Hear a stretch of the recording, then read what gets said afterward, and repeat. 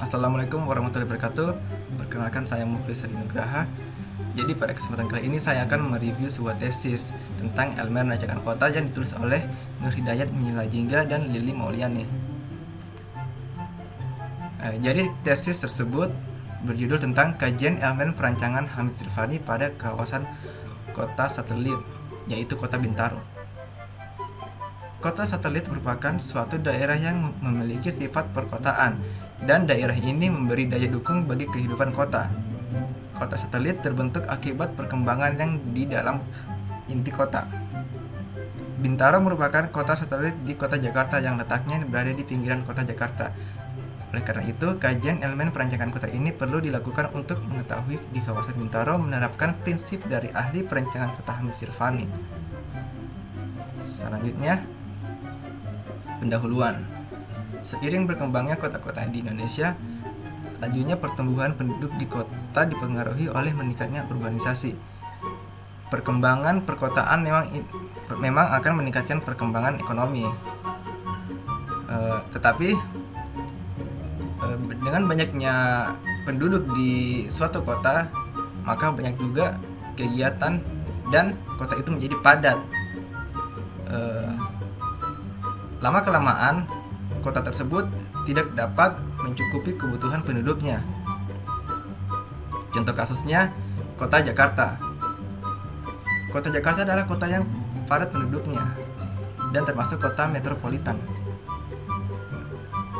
Hal ini tentu saja membuat orang-orang yang ekonominya menengah ke bawah kesulitan untuk membeli rumah karena harga rumah dan tanah di sana mahal. Oleh karena itu, agar penduduk-penduduk tadi dapat memiliki rumah, maka kota-kota di sekitar Jakarta seperti kota Bintaro menyediakan lahan perumahan untuk penduduk kota Jakarta. Jadi berdasarkan ulasan tersebut, kita akan melakukan kajian tentang elemen-elemen perancangan kota yang ada di kawasan Bintaro berdasarkan teori Hamid Sirfani. Tujuan dari tesis itu yaitu yang pertama untuk mengetahui penerapan elemen perancangan kota pada Bintaro, yang kedua memahami kajian elemen perancangan kota Hamid Sirfani. Metode penelitian yaitu menggunakan metode penelitian kualitatif.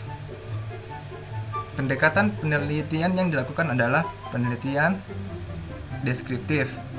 Sasaran dalam penelitian deskriptif kualitatif menurut Sarwono yaitu kejadian, sejarah, benda berupa foto, artefak, peninggalan-peninggalan peradaban kuno, dan lain sebagainya. Dalam kajian elemen perancangan Hamid Sirfani pada kawasan kota satelit akan dibahas dari hasil survei literatur dan survei secara langsung.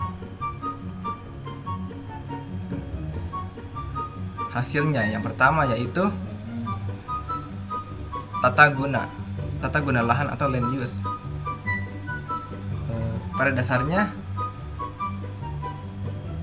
kawasan di kota Bintaro dikembangkan untuk kawasan pemukiman, sehingga tidak ditemukan pengaturan penggunaan lahan untuk menentukan pilihan yang terbaik.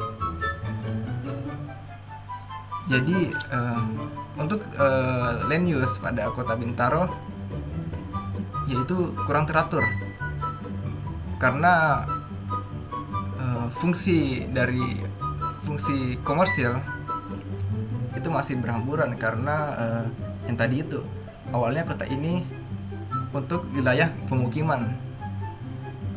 Selanjutnya, bentuk dan masa bangunan. Di kawasan Bintaro terdapat berbagai jenis bangunan dengan gaya arsitektur yang berbeda-beda, ketinggian yang berbeda-beda, dan jarak bangunan yang berbeda-beda. Oleh sebab itu, di kota tersebut tidak membentuk skyline di setiap lingkungannya. Jadi untuk bentuk dan masa bangunan pada kota Bintaro ini masih jauh dari prinsip perancangan kota oleh Hamid Sirfani. Selanjutnya yaitu sirkulasi dan parkir. Sirkulasi di kawasan Bintaro terbilang padat dikarenakan aktivitas di kawasan ini yang ramai dan dipengaruhi oleh kurangnya angkutan umum yang menyebabkan banyak menggunakan kendaraan pribadi. Dan di kota Bintaro itu fasilitas parkirnya itu masih kurang, hanya disediakan di depan-depan ruko-ruko aja, mengakibatkan padat akan kendaraan. Yang selanjutnya yaitu ruang terbuka atau open space. Ruang terbuka di Bintaro hanya berupa taman-taman kota yang ditumbuhi banyak pohon-pohon dan rumput yang ditata oleh pemerintah setempat. Hal ini dikarenakan karena padatnya kawasan tersebut. Ruang terbuka ini sering dimanfaatkan masyarakat untuk tempat berkumpulnya keluarga atau kerabat. Selanjutnya, pedestrian. Pedestrian di kawasan Bintaro ada yang sudah mendekati atau menerapkan perencanaan kota menurut teori Hamid Sirvani. Ada juga beberapa yang belum. Contohnya yang belum yaitu pada pedestriannya tidak disediakan tempat duduk, jalur orang-orang disabilitas, dan jogging track dan sebagainya. Nah, untuk wilayah-wilayah yang sudah menerapkan semua itu seperti di wilayah sektor 5-9, sedangkan yang belum itu 1-4. Selanjutnya, aktivitas pendukung. Aktivitas pendukung pada Bintaro ini lumayan banyak, yaitu adanya Car Free Day, adanya bazar, pasar murah, dan lain-lain. Aktivitas pendukung ini dapat menjadi daya tarik masyarakat agar membangun rumah di kawasan Bintaro. Selanjutnya, signage atau perpapanan. Signage di kawasan Bintaro cukup baik. Hanya saja ada beberapa signage yang penempatannya kurang tepat. Jadi para pengendara bermotor kesulitan untuk melihat signage tersebut. Takutnya akan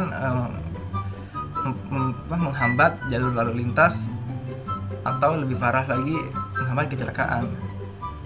Dan signage pada Bintaro ini bisa dibilang jauh dari teori perencanaan kota oleh Hamid Sirvani.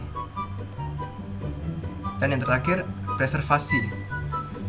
Pada kawasan Bintaro tidak ditemukan gedung tua yang nantinya akan dilakukan preservasi atau perlindungan terhadap fungsi dan keberadaan bangunan.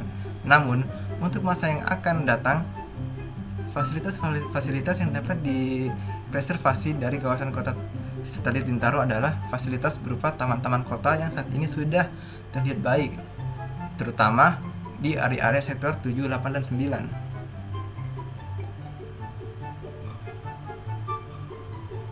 Kesimpulannya, yaitu berdasarkan analisa yang dilakukan bisa dikatakan bahwa kawasan Bintaro Jaya belum sepenuhnya menerapkan prinsip-prinsip perencanaan kota yang dikemukakan ahli perencanaan kota Hamid Sirvani. Di beberapa sektor pada kawasan Bintaro tidak ditemukan elemen perencanaan kota didesain berdasarkan teori perencanaan kota, namun di sektor lainnya sudah menerapkan atau mendekati prinsip-prinsip perencanaan kota. Sekian video kali ini.